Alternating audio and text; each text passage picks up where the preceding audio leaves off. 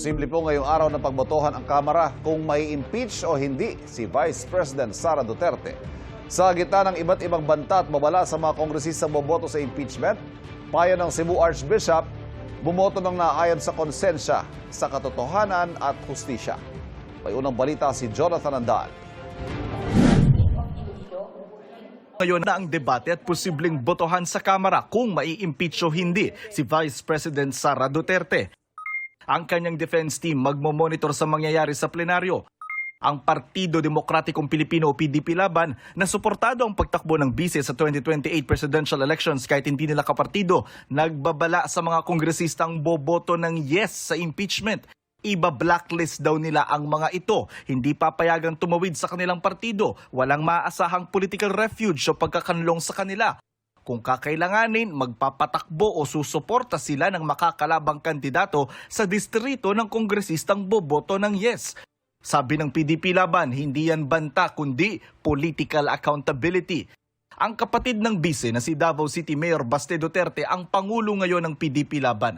May 3 Duterte sa Kamara, sina Davao City Representatives Paulo Pulong Duterte, Omar Vincent Sangcola Duterte at PPP Party List Representative Harold Duterte.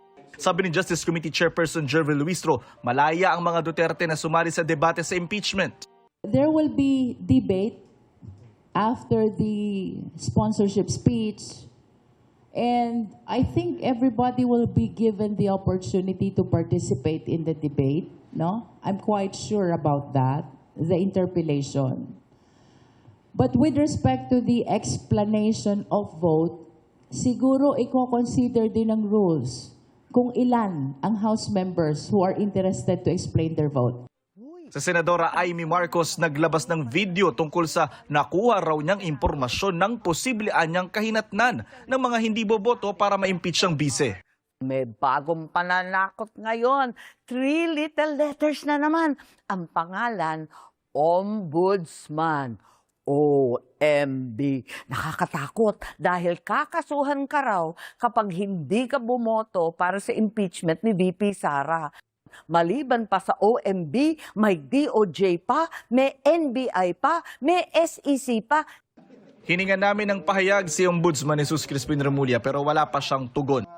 Sabi ni Palace Press Officer Undersecretary Claire Castro, tila nasasanay ang ilang matataas na opisyal na bumabase lang sa anyay haka-haka. Mas may kredibilidad anya kung maghuhusga na may ebidensya. Sabi ni Castro, nakakahawa raw pala ang gawain ni dating Pangulong Rodrigo Duterte sa anyay paggawa ng intriga at pagtanim ng ebidensya. Huwag daw itong tularan. Payo naman ni Cebu Archbishop Alberto Abet Uy sa mga Katoliko mambabatas, bumoto ayon sa konsensya, katotohanan, hustisya at sa ikabubuti ng nakararami. Para sa unang balita, Jonathan Andal, GMA News.